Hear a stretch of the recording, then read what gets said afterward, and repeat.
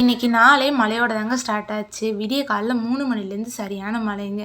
பனிக்காலத்தில் மழை பெய்யும் சத்தியமாக எதிர்பார்க்கவே இல்லை. மழைக்கு அதுக்கும் செம்பருத்தி பூ அவ்வளோ அழகாக இருந்துச்சு. பார்க்கவே ரம்மியமாக இருந்துச்சுங்க.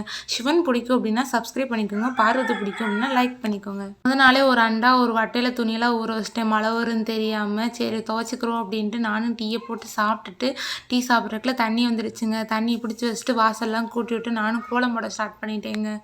தமிழ்நாடு அரசு வந்துட்டு பொங்கல் பரிசு தொகுப்பு 3000 கொடுக்குறாங்க அப்படின்ட்டு நானும் ரேஷன் கடைக்கு போனேன். ரேஷன் கடையில் காலையில் 11 மணிக்கு போனவன் நைட்டு 8 மணிக்கு தாங்க வாங்கிட்டு வந்தேன். அவ்வளோ கூட்டம். அவ்வளோ நேரம் நின்றதுக்கு சரி ஓகே 3000 கிடச்சிச்சே அப்படின்ட்டு ஒரு நிம்மதியோடு வீட்டுக்கு வந்தேங்க.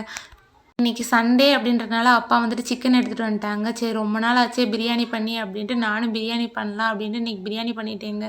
சூப்பராக வந்துருந்துச்சு பிரியாணியும். பிரியாணிக்கு பெப்பர் சிக்கனும் சிக்கன் கிரேவியும் பண்ணியிருந்தீங்க. வீடியோ பிடிச்சா லைக் அண்ட் சப்ஸ்கிரைப் பண்ணிக்கோங்க.